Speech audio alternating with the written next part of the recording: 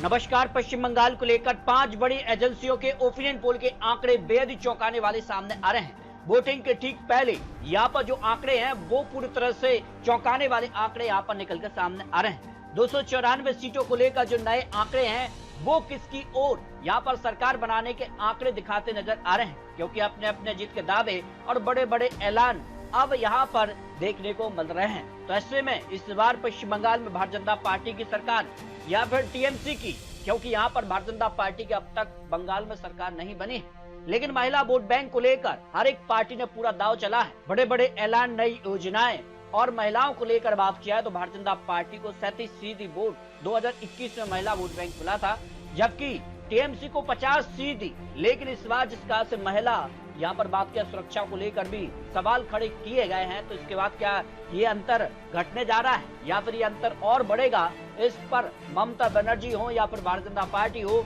अपने अपने रणनीति से पश्चिम बंगाल में सरकार बनाने का दावा करते नजर आ रहे हैं। तो 4 मई के पहले किसको लेकर आंकड़े यहाँ पर सरकार बनाने के दिखाई दे रहे हैं, क्योंकि इस बार तृणमूल कांग्रेस ने यहाँ पर 291 सीटों पर चुनाव लड़ रही है, जबकि 3 सीटें उनकी सहयोगी पार्टी को दी है। तो यहाँ पर बात करें, भारतीय जनता पार्टी ने 293 सीटों पर चुनाव लड़ रही है और 1 सीट उनकी सहयोगी को यहाँ पर दी गई है, जबकि कम्युनिस्ट पार्टी ऑफ यहाँ पर बात की इंडियन सेक्युलर फ्रंट और यहाँ पर तो अन्य जो पार्टियां हैं उनको मिलाकर बात की, जो तीसरा मोर्चा है उसमें 294 सीटों पर चुनाव लड़ रहे हैं, जबकि कांग्रेस पार्टी सभी 294 सीटों पर चुनाव लड़ रही है। इसके अलावा बात की जाए तो यहाँ पर जो है सीधे तौर पर बात की जाए तो यहाँ पर अन्य पार्टी भी चुनावी मैदान में है। तो क्या कांग्रेस के सभी सीटों पर चुनाव लड़ने से ममता बनर्जी को नुकसान होगा, क्योंकि दिल्ली में यहाँ पर नुकसान पहले भी हो चुका है। तो पश्चिम बंगाल में सत्ता किसकी होने जा रही है, इस पर 5 बड़े ओपिनियन पोल के आंकड़े सामने आ चुके हैं।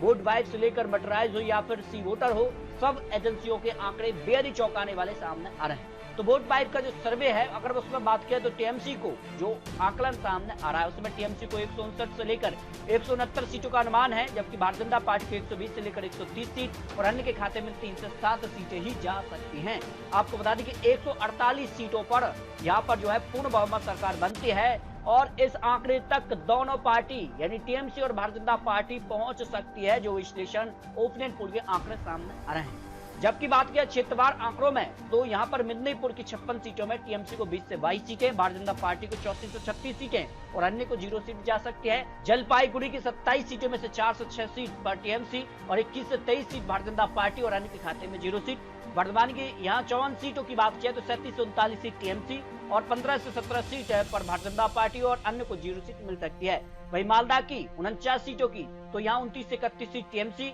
15 से 17 सीट भारतीय जनता पार्टी और 2 से 4 सीट अन्य के खाते में जा सकती है। और यहाँ पर बात किया तो प्रेसिडेंसी की 108 सीट, जहाँ 69 से 71 सीट टीएमसी और 35 से 37 सीट भारतीय जनता पार्टी और 1 से 3 सीटें अन्य के खाते में जाती नजर आ रही है। क्षेत्रवार आंकड़ों में भी टीएमसी का पलड़ा यहाँ पर भारी नजर आ रहा है। जनमत पोल की बात किया तो टीएमसी को 150 से लेकर 180 सीट है और भारतीय जनता पार्टी को 80 से लेकर 110 सीट, लेफ्ट कांग्रेस को 15 से 25 सीटों की संभावना ओपिनियन पोल में सामने आई है। जबकि सबसे लेटेस्ट ओपिनियन पोल की बात की तो सी वोटर और यहाँ पर बात किया है तो CNN न्यूज 18 की बात किया, जो ओपिनियन पोल के आंकड़े हैं उसमें अगर बात किया तो टीएमसी को 44% वोट शेयर जा सकता है और 44% वोट शेयर के हिसाब से 184 से लेकर 194 सीटें टीएमसी के पक्ष में जाने की संभावना है, जबकि भारतीय जनता पार्टी को 40% वोट शेयर, कांग्रेस को 5% और लेफ्ट को 4 और अन्य खाते में यहाँ पर 7% वोट शेयर जाने की संभावना ओपिनियन पोल में दिखाई दे रही है। तो सबसे लेटेस्ट ओपिनियन पोल की बात किया है तो यहाँ पर वोट वाइब के सर्वे में यहाँ पर बात की 6 अप्रैल का जो सर्वे था उसमें 159 से लेकर यहाँ पर 169 सीटें टीएमसी और 120 से लेकर 130 सीटें भारतीय जनता पार्टी और 3 से 7 सीटें अन्य के खाते में, यानी अंतर जो है वो है 29 से लेकर 49 सीटें, यानी टीएमसी को बढ़त दिखाई दे रही है। जबकि यहाँ पर मटराइज की बात की तो मटराइज एपी न्यूज की तो 6 अप्रैल का ये सर्वे था जिसमें 140 से लेकर 160 सीट टीएमसी, 130 से लेकर 150 सीट भारतीय जनता पार्टी और 8 से 16 सीटें कांग्रेस के खाते में अन्य को मिलाकर। तो इसमें अगर बात की तो बराबर की टक्कर यहाँ पर देखने को मिल रही है। जबकि चाणक्य की बात की जाए तो चाणक्य एबीपी न्यूज की बात की 6 अप्रैल का जो सर्वे है उसमें 155 से लेकर 165 सीट टीएमसी यानी ममता बनर्जी और 110 से लेकर 115 पर भारतीय जनता पार्टी और 9 से 14 सीट अन्य प्लस कांग्रेस और अंतर जो है वो 45 से 50 सीटों का है। और बात की जाए तो यहाँ पर जो पब्लिक ओपिनियन पोल की बात की 9 से 9 अप्रैल का जो सर्वे है उसमें